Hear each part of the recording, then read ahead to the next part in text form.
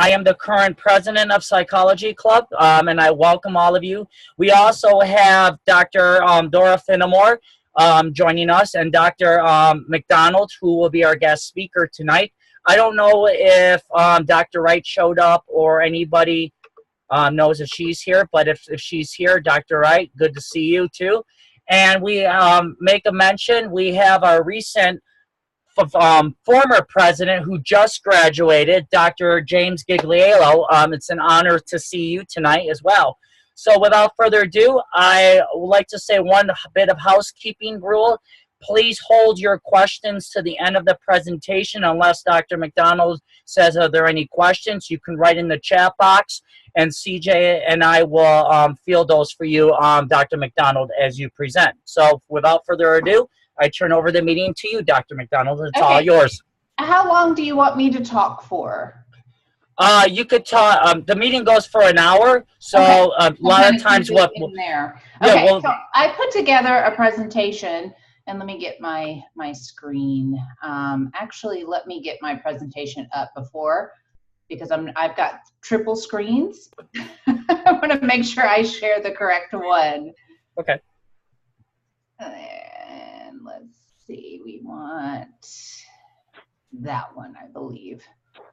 Okay, so I've done a lot of research on equine facilitated therapy in the past. So what I did is I kind of put together some information from some different presentations that I've done on the subject. And then if you guys are more interested or less interested in something, we can talk about it. So I'm going to talk a little bit about an overview, and then we did program evaluation. So program evaluation is different in that we don't interfere with the program. We just look at it to see what is measuring what they do. So we don't go in and tell them what to do, as opposed to in a lot of other research, you would go in and manipulate the variables. Okay, so it's harder to find significant results. And so I'm going to talk a little bit about some of the research that we've done in this area. And I didn't include one study just because I could not find the information on it, and I didn't have time to contact the past student who had done it.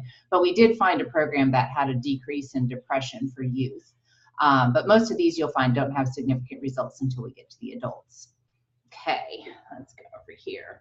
So equine assisted therapy with at-risk youth, and then I'm going to talk a little bit about with veterans with PTSD.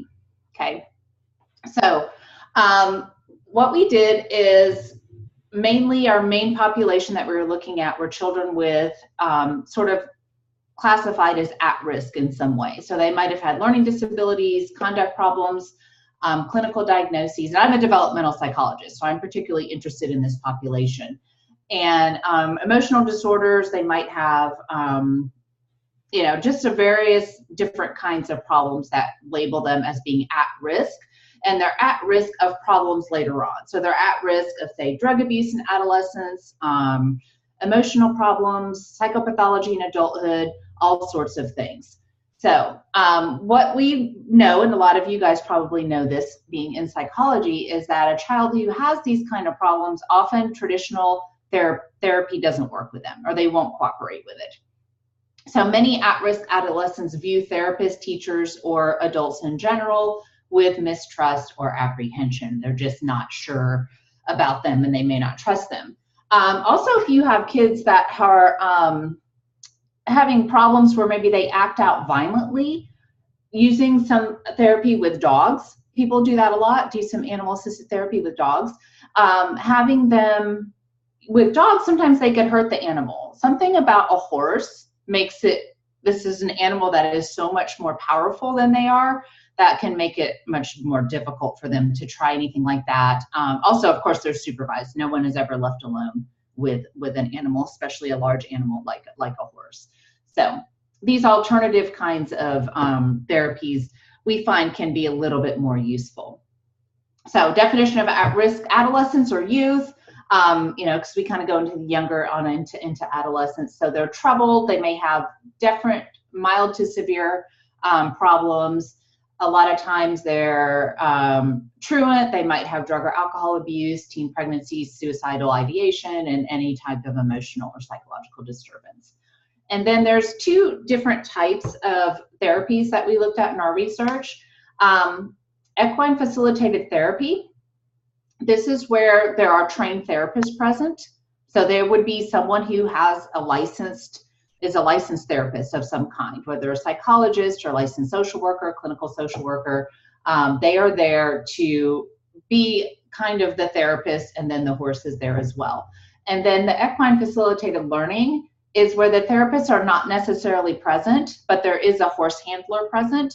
And in one of the places that we used, they used the same people that they did for occupational therapy. So kids who can't walk, sometimes putting them on the horse and allowing that horse to walk for them really is valuable. It helps to build all kinds of muscles. And so horses are often used with occupational therapy for kids with problems with their legs or problems in other areas, because it does stimulate those muscles in that way. So in one of the programs, they used those horses for these at-risk kids. And so there weren't therapists present, but there were handlers present. The teacher was also present during that sessions. So for the at-risk youth programs, we looked at 5 different programs over a couple years, and the programs were evaluated, as I mentioned earlier, as is. There were no changes or interferences from the evaluators. The program coordinator simply added a pre-test before the session began and a post-test after the session began, and then sometimes we had control groups of kids who were waiting to go through the program. And so we weren't depriving them of the experience. They were just waiting, and so they were going to go into the next session. And each program had different things that they were working on with the kids, and so they got to pick from a number of different constructs. We put together a packet that includes a measure of self-esteem, depression, locus of control, loneliness, empathy, and aggression. And so the different programs, if we're really looking at decreasing aggression, they would pick that one. And most of them picked several different measures to look at. And so these were the measures that we used. If you guys, have any questions about any of them, feel free to put it in the chat box, or we can talk about later. All of these have good reliability, good validity, and have been used. You should recognize, let me go back a little bit. You guys should recognize the names. If you've been taking any kind of child development class, clinical child class, you probably have seen these measures used before. Okay, so total in our programs, the participants were 126 youth. Their ages ranged from 8 to 17. The mean age was 13. We had 101 males and only 25 females, as more of the boys tend to get labeled as at risk than girls do. They tend to internalize, as you guys all probably know, the girls tend to internalize a lot of problems, and boys are externalizers, generally speaking, and so they get these kind of programs, they get kind of flagged for that. So the youth is paired with a horse and a trained volunteer at the introduction of the session, and each of the programs was designed to teach skills such as cooperation, trust, responsibility. The goal is to transfer these skills back into their everyday lives. And then they work with a horse as a partner. So they get the same horse every time they would come in, and they would work with that horse as a partner. And so pairing one horse and one child gives them that connection, that ownership between the youth and the horse. Now, just a quick mention too, some of the things that they would do, in addition to riding the horses, they would groom them and clean them after a ride and do these things. And they weren't out galloping with these horses. They were, slowly riding with someone leading them. So these were not, these were not kids who were trained to be horse people, and so we didn't have anything really dangerous going on. Of course, there is a risk anytime you're around a large animal, especially with a child that has some behavioral issues, but in any of these programs that we were involved with, nothing had ever happened in these programs, so that was good. Okay, so some of the programs, just quickly, we did, we helped Helping Hands, which was in Jackson County, Missouri, and this research, most of this research was done when I lived in Kansas. So the Horsepower Therapeutic Learning Center in North Carolina, Pony Farm, which was in Temple, New Hampshire, and the Minnesota Linking Youth in Nature and Critters, cute name, and that was in Minnesota, St. Paul, Minnesota. And then Serenata Farms. So Big Spring, Kansas was near where I worked at the time. Most of this research was conducted. I was working at Washburn University, which was located in Topeka, Kansas. And so we'd spend a lot of time there and actually going in, and then we would train. One of my students went out to visit each of these farms and trained the people to give the measures. So they gave those measures themselves at these locations, and we did all the measuring at Serenata Farms. And the students that participated at Serenata Farms, they had a different session, but they had sessions that were just for students that were in Capital City School.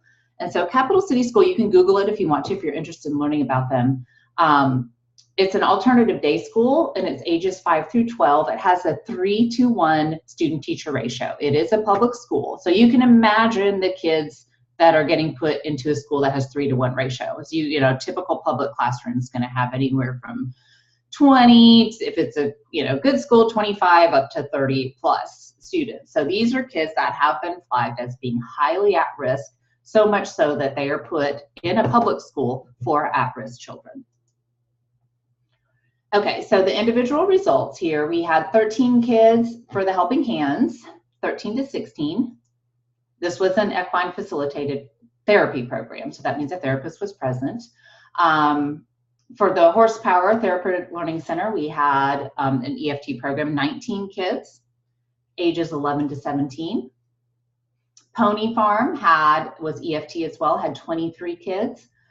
These kids were referred mainly by schools and residential treatment centers, so ages 8 to 16, average age 12. And a lot of these programs varied in length, so I'm going to give you a little more detail on some of them. This was a 10-week program. They went 1 day a week with 2 hours, 15-minute sessions. And so they chose to measure self-esteem, aggression, self-esteem and aggression. And so the hypothesis was that self-esteem would increase and aggression would decrease following the program. These are self-reports, so you have to keep that in mind too. And what's interesting is that we found that aggression actually increased following the session. And we likened that to termination issues. We found that some of the kids were really angry that the session was over. They had bonded with their horse and they didn't want it to end.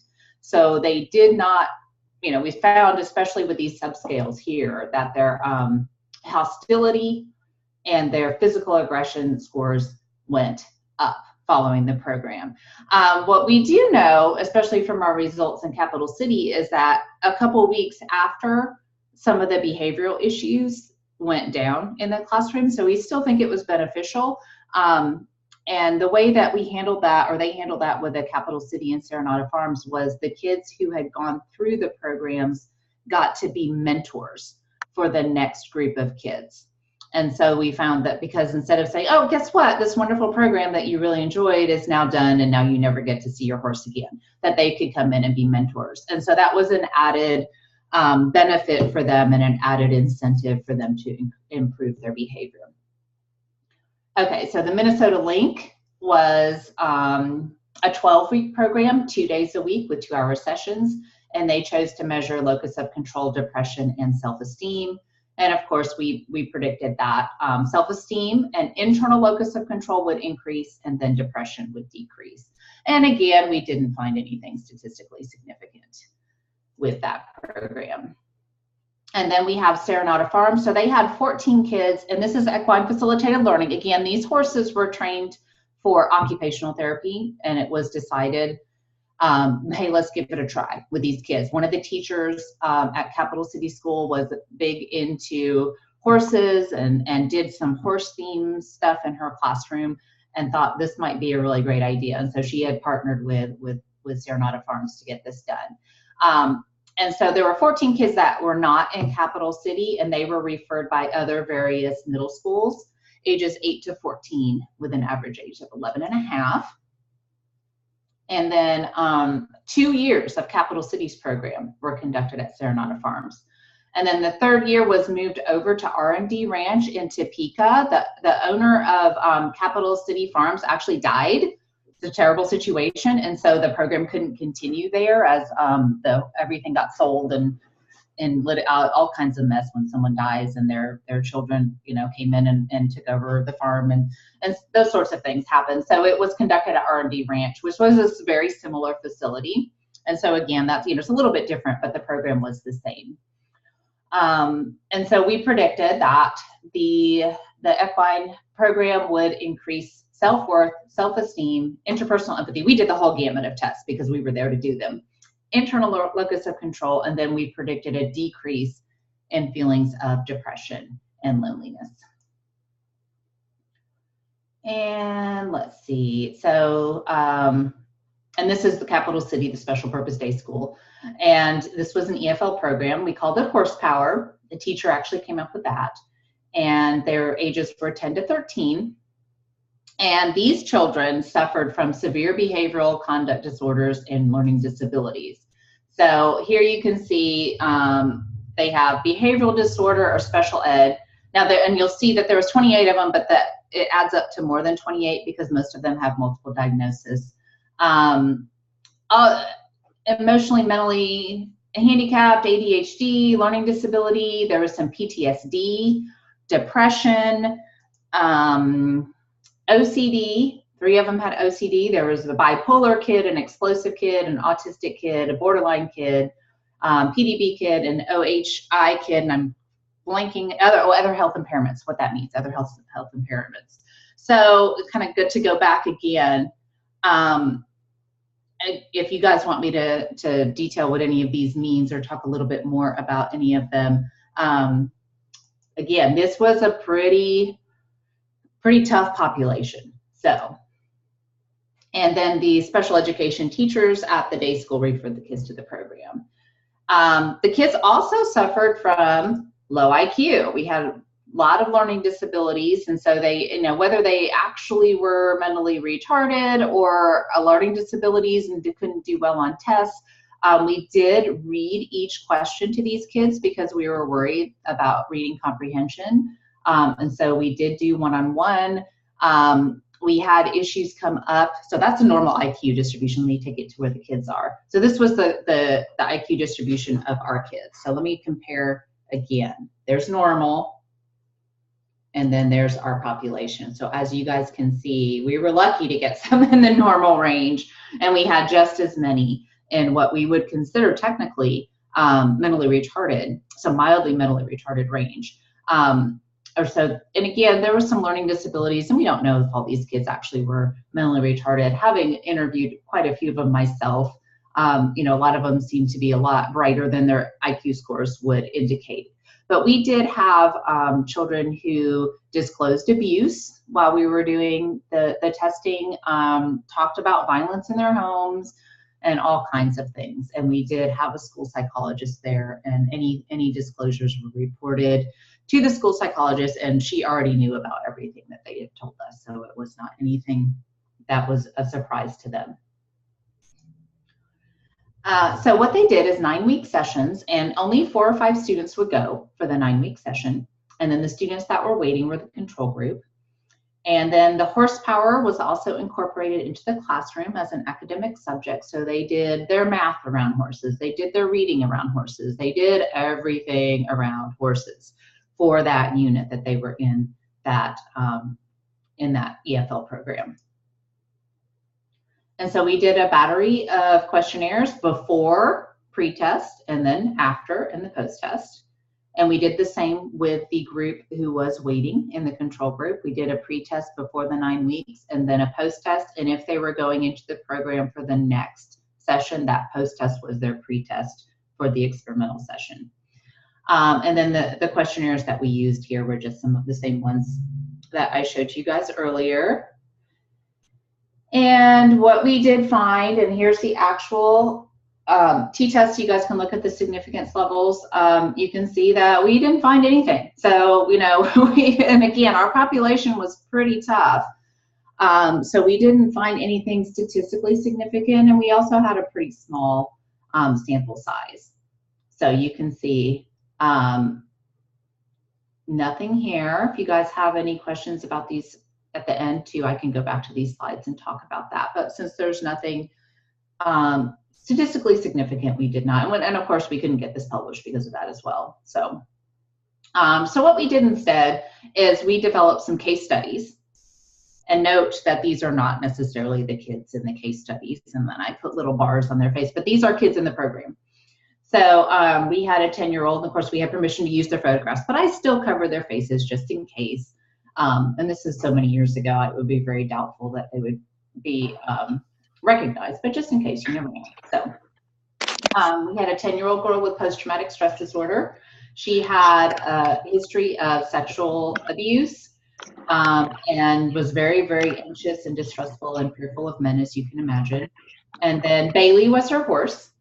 And so she did open up. We saw significant behavioral improvements. Her teachers saw significant behavioral improvements. And then we had an 11-year-old girl who had behavioral disorder and mentally handicapped. She would neither make eye contact nor address adults, and she was very much out of control. She would have fits, and the teachers referred to her as a feral child. And then it helped her to control her behavior. Her behavior calmed down, because you can't act like that around a horse. You start to learn, and sometimes they can get that impulse control. Of course, if there was any signs that they would have been acting that way around the horses, they were removed from that situation immediately. And I don't think they ever had to remove a child because they really wanted to be there. And then we had the runaway. It's a 13-year-old male, and he would panic and run away. So that's how he dealt with his problems, by avoidance. He would go run and hide. And sometimes he would disappear for hours where no one could find him. And so, I don't think he ran away overnight ever, but he did have a lot of problems with running and hiding. And so they worked on building trust. So he had to have trust in the instructor, and he had to have trust in the horse, and he had to know that they weren't going, bad things were going to happen. So, and he then they felt just in the case study again that his trust had increased and his behavior increased in the classroom and elsewhere as well. And then we have a 10-year-old male who was behavioral disordered with an explosive temperament, and he had even physically assaulted his mother in the past. Social skills and self-esteem were two areas that his teachers felt he needed particular attention. And then following the program, now not just due to the program, probably also due to the work at Capital City School, he actually went back to a regular mainstream middle school. So that is a huge, huge accomplishment. Most of these kids never did get mainstream back into the school. They stayed at Capital City till they graduated, if they graduated. So. Okay, so why no significant results? The severity of the disorders, in particular, we had a lot of ADHD, low functioning IQ, scores in the learning disability. Someone needs to mute there. Sorry to interrupt you, Dr. MacDonald. Could you please mute everybody? If you're not speaking, please mute. It's very disruptive, and I really want Dr. MacDonald to speak on her topic. So please mute. If you have any questions, please write in the chat box. CJ and I will be filling them for you. Thank you. All right. Sounds like it's muted. Good. Okay. So where was I? Oh, so we'd also reached the lower limit of effectiveness with this type of therapy and program, and that, it just really needed to, my personal opinion is it needed to go on much, much longer. And had we measured these kids over a year or more, that I think we would have found some more significant results. Okay, the home lives of these kids, particularly these capital city kids, changes in parental custody, placement in foster care, death of the parent. These were some of the things that they were experiencing during the time that these programs were going on. And then the level of medication. So almost all these kids are on some kind of medication. And so, we don't know what effect that had on them, as well as they're going through puberty and physical changes, and then the medications that they were taking as well. And we had no control over that. So we just measured it as it was. And so this was one of the few studies. I actually went and spoke about these studies all over the country, because they were one of the first studies that were done, even though we didn't have the significant results. I did have, one of my students did a study that I worked with him with, and he found a decrease in depression. It was another group of kids from Capital City, and he found that they decreased depression, and that study was published because it found a significant result. So most of these studies that I have done, if you Google my name, they'll come up, but they're mostly, you're going to find presentations and things like that, just because we didn't have those significant results. Okay, so just some ideas. You guys probably don't have access to horses and don't want to do these studies, but if you did, here are some lessons learned and some advice. Let's see if there's anything I want to talk about. Just the separation issues, again, are really, really important, because these kids love this program. And if you had ever gone to see them, they loved it. And so it was really an issue, and having them stay on as mentors really helped with that. And then, of course, if you're willing to work or wishing to work with special education students, there's a whole host of issues that you have to do, such as following a set routine and doing things in a very specific way. Okay, let me go on now. Later on, and I was actually at Emporia State University when I was contacted by Who's for Heroes, which was an organization that did equine assisted therapy with veterans. And so they had come across my name somehow, and they asked, could we evaluate their program? And so I had 2 graduate students that went down there and helped with that, and then we did the analysis together. And so they had a 10-week therapeutic horsemanship class. They had 16 veterans, and this time they had 8 women and 8 men, and they were ages 29 to 64. They had served in Vietnam, Iraq, Afghanistan, Desert Storm, and other locations. And they were particularly interested in PTSD. Every single one of these veterans had been diagnosed with PTSD. And so we had the PTSD checklist that we gave as a pre-test, post-test, and then also a quality of life enjoyment and satisfaction questionnaire.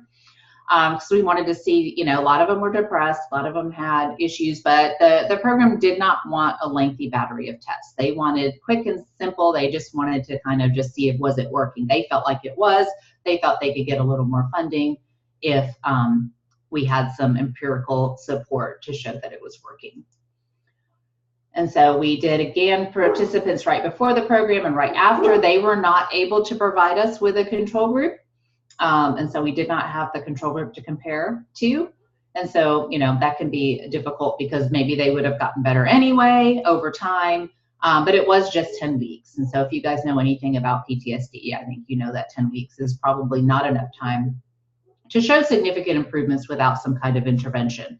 So what we did find is that the PTSD symptoms were decreased and the reports of quality life were increased. And so this program worked, and it worked really well. And, the reason I think that this program, we got the significant results is because we were dealing with adults who had above average IQ for the most part. We didn't get any IQ scores, but, they're in the military, they're highly functioning adults, and they, were able to more accurately deal with their emotions, more accurately report that as well. So again, we can't say for sure that it's not due to the effects of time. And without that control group, publishability goes down. If you guys are looking to publish, program evaluation is tough to get published. I found that out, but I was really passionate about it and really wanted to do program evaluation research and felt that that was important to do. But by publications, I probably could have published a lot more if I had chosen something else to do, unfortunately. Okay, so if you guys are interested in further study or replicating, there's all kinds of information in NARA, that's the North American Writing for the Handicapped Association, and then the Equine Facilitated Mental Health Association. And then here's some references. So do you guys have any questions? Let me figure out how to stop sharing my screen. Thank you, Dr. MacDonald. That was a very interesting presentation. I actually do have a question for you. Yes, please. I was born and raised in Syracuse, New York, and now I live in Montana. And I actually have a church person I go to that does what you do with horses. It's called equine therapy.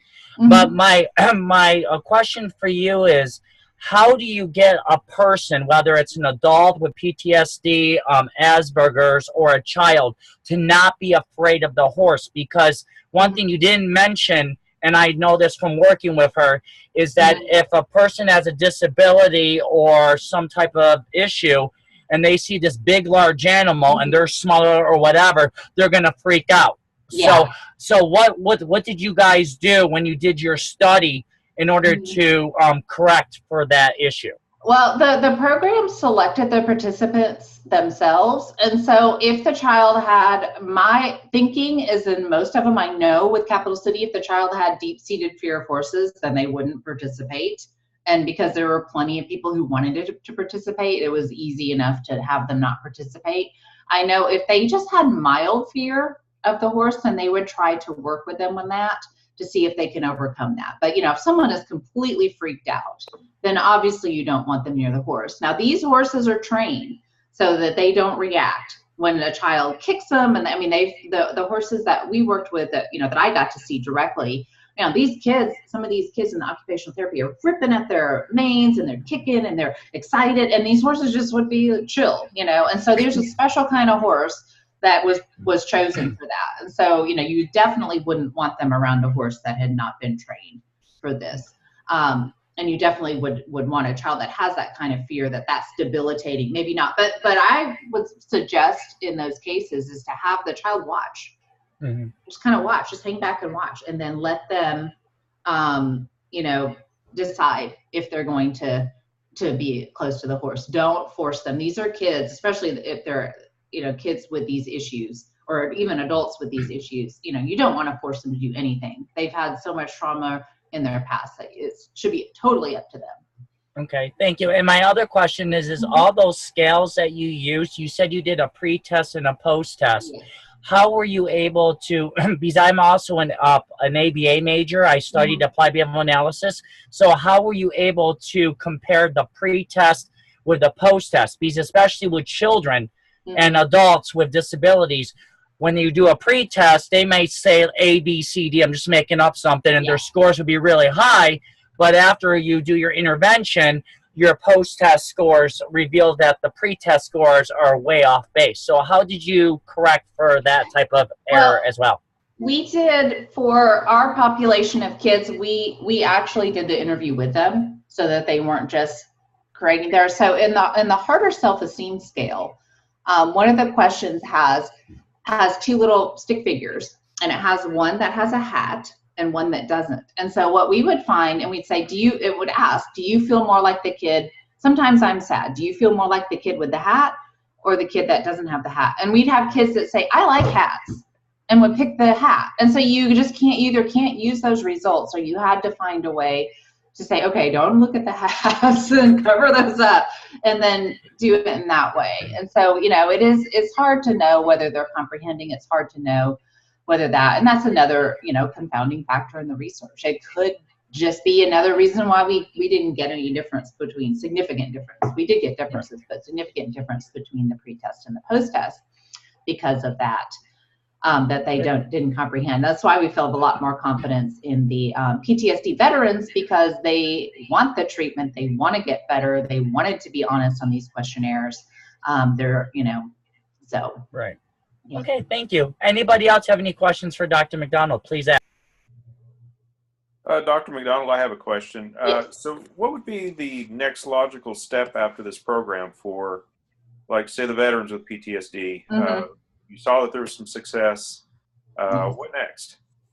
I would say to try to stay in the program. Now, the problem is they're expensive, and a lot of people want to be in them, but stay in the program, or stay in the program as mentoring other people that go through the program, and see if there's some kind of cumulative effect of that. And if they can't stay in the horse program, maybe they can use other therapeutic animals. And so I actually had a student that did a study with alpacas. So a lot of students that had interested in animal-assisted therapy over the years. And she did studies with alpacas and found that, and I'd have to pull up to get the exact results, but she found that, working with alpacas is beneficial. So horses are great in a lot of ways, but other animals can be used, particularly with that adult population that's not violent. And of course, PTSD there could be violent tendencies and there could not be violent tendencies. So, it could just be, that they can substitute with another animal, a smaller animal as well.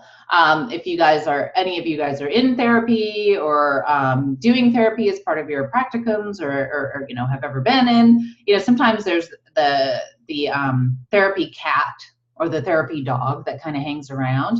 And you find that is great. My kids at school, they have therapy dogs that come to visit. And they do this after days. They had a gun scare where a kid was planning to come and shoot and never did. They intervened. And then they had the therapy dogs all come in the next day. And they have that after other traumatic things in the news. They have the therapy dogs come in. Another student did a study with just dogs. They weren't therapy dogs, but she thought that dogs would lower people's stress during finals. And so we had a room set up, and then she did a pre-test and post-test, which, again, wasn't highly significant and wasn't highly scientific, but kind of fun to do, where the kids, the students, the college students would come in and play with the dogs during finals week. And then they would report lower instances of stress. So, of course, they could have guessed also what we were doing. Said, I'll help you out and fill this out. Again, when it's self-report, it is hard to have that confidence. I tend to trust and hope that most people are being honest with that, but you never know. Yeah. Okay, thank you. Mm-hmm.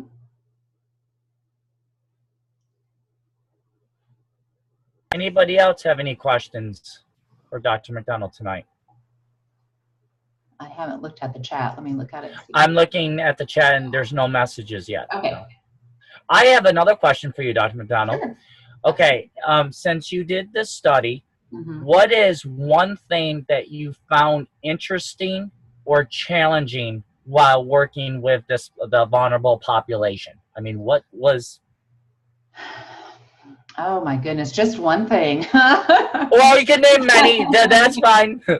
So we didn't actually do, myself and my students didn't do anything. We went and watched sometimes, but we didn't do the actual therapy with the horses. So I would imagine the answer would be completely different. But we did do those pre-tests and post-tests, and those were pretty challenging, and getting those kids to focus and getting them to do that. It can be, especially if they're ADHD, especially if they haven't done their medication. You could also tell sometimes if they were on their medication, if they hadn't taken their medication. And so, and there's a lot of controversy about whether ADHD medications are overprescribed or not. My personal belief is that some kids really need them. Some kids probably don't. That you would have a lot of problems there. We had some kids, and especially who would try to be violent or try to scare us.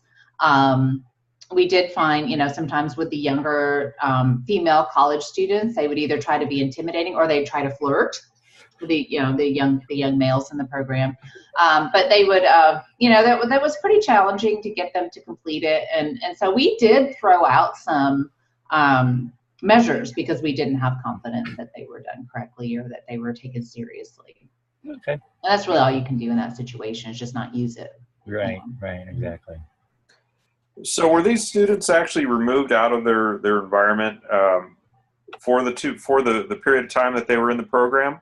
It was done during the school day because they could not get them to do it after school. So they left school on school buses. They went to the farm. It was about 20 minutes away. Okay. Mm-hmm. Yeah. So So I'm once feeling they it was got to visit school, and it was a highly desirable thing for them to do. Yeah. Okay. Mm-hmm. Great. Yeah, Yeah, we would have preferred that it was done. I think even their teachers would have preferred it was done after school, but that just wasn't possible. Right. With their home lives, yeah. Mm-hmm. Okay. Well, I know St. Mary of the Woods College. I'm sorry? That's just the capital cities kids. I'm not sure. I'd have to go back into all my notes and everything for the other kids to see what was happening there. But for the kids that we knew in Topeka, that's what they did. Oh, okay. Mm-hmm. Okay. Well, I'm loosely affiliated with St. Mary of the Woods College here in Indiana, which has an equine therapy program. And I think we actually do like a summer camp. I'm going to actually look into that and just see, if they actually have I know they have quarters on the campus for students to stay and all that, but that may be something interesting to see if that might be really interesting. You might ask them if you have a need to do a dissertation, you could ask them, do they need anything evaluated? Right. Yeah, I'm actually in the market for dissertation topics, so yeah. Okay, thank you. Mm-hmm. So I think I missed part of this earlier. You said how long the program was, but I think you might have cut out. They varied. Really, I'm trying to think. I think they were between 9 and 12 weeks at the different farms. Okay, and about how long did they spend on horseback a day? The program time spent with a horse varied. Hour and a half to about 2.5 hours, and again varied by the programs. They didn't spend all that time on the horse. They groomed the horse. They dressed the horse. They rode the horse. They then, they took all the stuff off the horse, brushed the horse, did all of that. So that it was the whole thing together. So they spent all that time with the horse, but not necessarily all of the time riding. Okay. Okay. Very good. In my previous life, my major was biomechanics, and I was the founding vice president for the therapeutic riding club at Texas Tech University. Oh, so, nice. We had a really big program, and we had court appointed kids who got in trouble and they had service hours come out. So they would spend all day with the horses during the summer, usually like months at a time. And so the kids that came in for like a week or two, we didn't really see a whole lot of change in, but the ones who had significant hours and they were there for like months every day, by the end of the summer, they were coming in to volunteer. They were bringing their parents up. Just the change. They went from just mucking out stalls and having no contact with anybody to sidewalking or leading, the horse. And it was amazing. It was amazing. But definitely the longer the period, the much better turnaround. Right. Yes, I agree. Longer the period, the longer, you're just going to see more and more benefits. And again, the cost and not everyone's lucky enough to be near a program. And then, the cost of that as well. Unless they have very wealthy benefactors.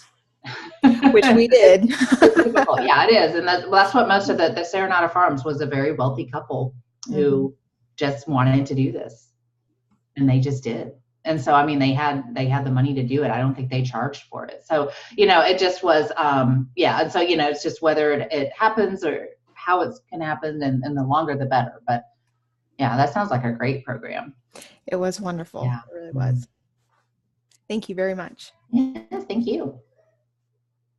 So I do have one other question. As far as the administrators for the program and the handlers and the people that were involved in the program, how much education did they receive on the students that they were going to be helping?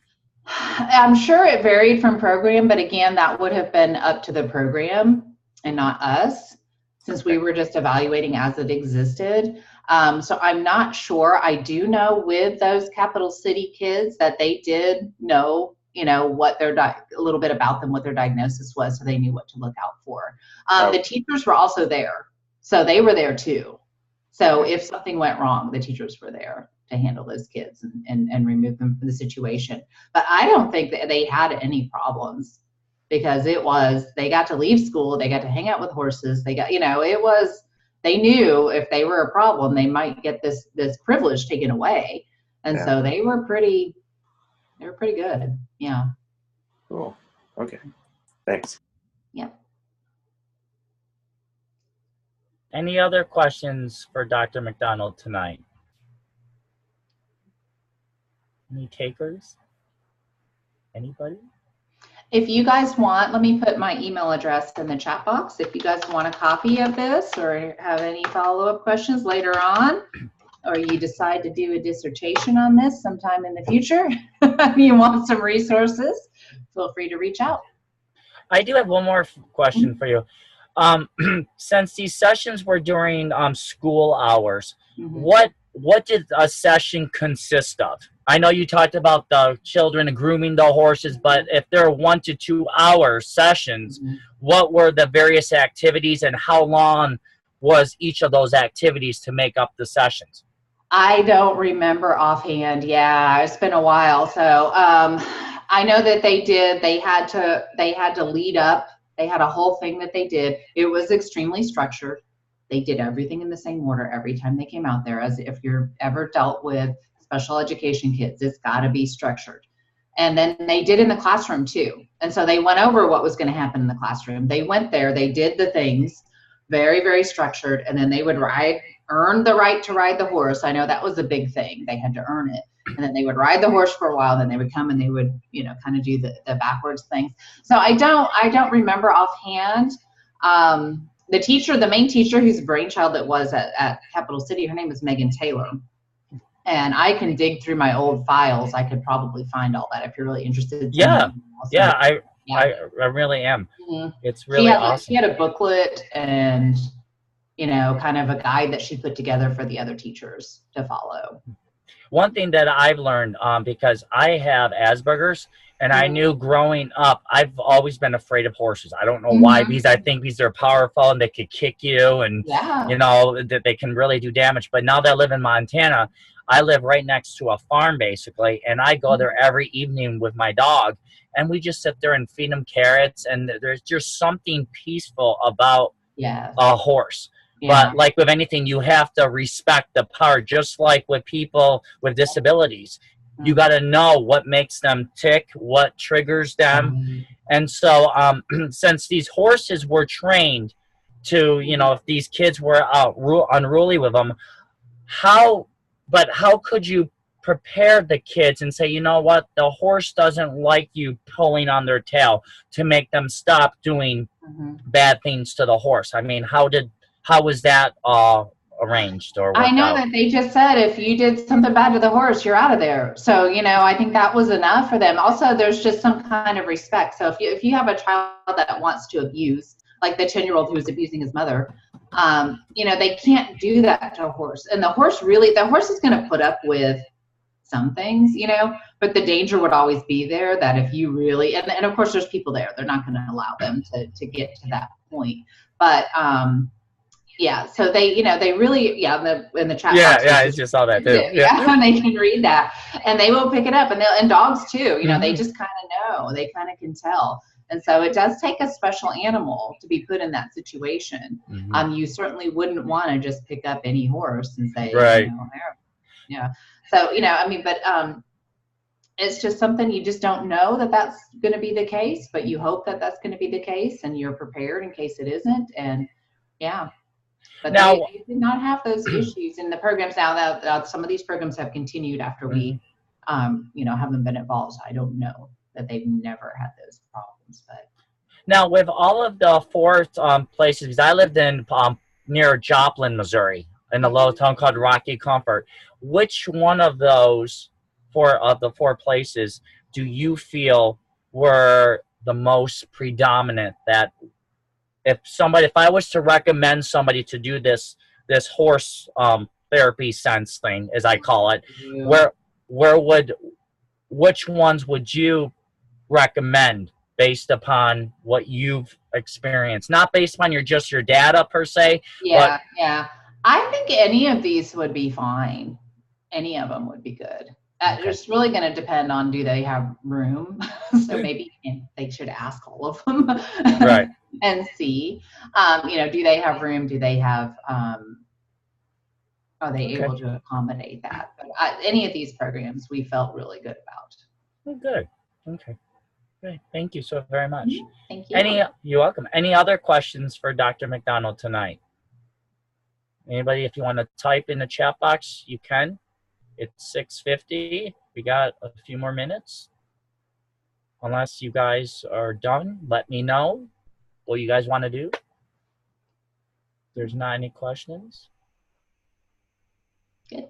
Okay, so since there's no questions, before we close tonight's meeting, I want to thank Dr. MacDonald for taking your time out of your busy schedule. Thank you. This was very informative. Let everybody know that next month I got the guest speaker. We're going to be talking about positive psychology. Dr. Elizabeth Reyes Fournier, Dr. MacDonald, you're more than welcome to join. When I was a student at Kaplan, now Purdue Global, I had her for a couple courses, and she agreed to talk about her experiences with positive psychology. So it's going to be a dynamic hour. So I recommend that everybody who wants to attend, please show up.